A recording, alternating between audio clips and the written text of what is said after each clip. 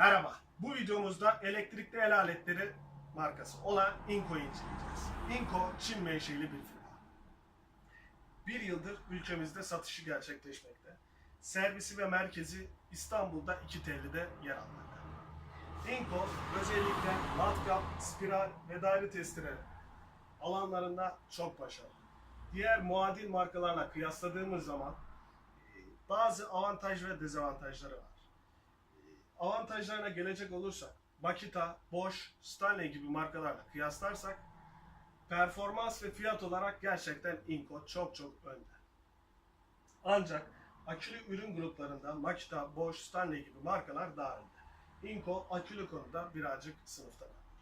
Aynı şekilde Inco'nun hava üfleme cihazlarında soğuk ve sıcak üfleyen iki makinesi var. Bunlar da biraz amatör kalmış diyebiliriz. Spiral ürünlerine gelecek olursak Inco'nun kendi şantiyelerimizde de yaklaşık bir senedir bu ürünleri kullanmaktayız. Spiralleri gerçekten sizi kullanırken şaşırtacak. Çünkü çok kuvvetli ve gerçekten dirayetli bir makine. Bozulması çok zor gözüküyor. Aynı şekilde kırıcı ve delici ürünlerde Hilti'nin T3 modeliyle kıyaslanabilecek kalitede ve performanstan bir makine. Buna karşın iki ürünü de kullanan birisi olarak Inco'nun enteresan bir şekilde Hilti'nin T3'ünden bir adım önde olduğunu söyleyebilirim. Tabii ki Hilti'nin daha farklı avantajları var. Hilti satış sonrasında dünyanın bir numarası. Inco'da Türkiye'ye yeni giriş yaptığı için müşteri memnuniyetini ön sırada tutacaktır. Büyük ihtimalle müşterilerin beğenisini kazanmak isteyecektir. Ancak Hilti'deki gibi 1-2 gün içerisinde yeni ürün ya da garanti şeklinde geri dönüşün sağlanabileceği konusunda şüphelerim mevcut.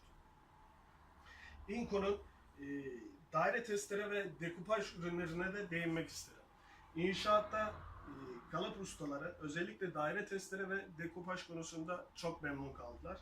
Ayrıca Inco'nun diğer markalarda olmayan farklı bir ürünü daha mevcut. Bu da polisaj makinesi. Polisaj makinesi her firmada mevcut değil. Bazı firmaların var, bazı firmaların yok. Bu konuda Makita'nın iyi olduğunu söyleyebilirim. Inco'nun makinesi de şu ana kadar değerlendirmemiz içerisinde başarılı olduğunu söyleyebilirim. Inco'nun özellikle avuç taşlama konusunda çok başarılı olduğunu söyleyebilirim. Makita ile kıyasladığımız zaman Inco'nun avuç taşlamaları inanılmaz derecede güçlü. Sürekli kullanıma karşı gerçekten dirayetli bir makine ve dış kısmındaki kauçuk bölgelerinde sağlam olduğunu belirtmek isterim.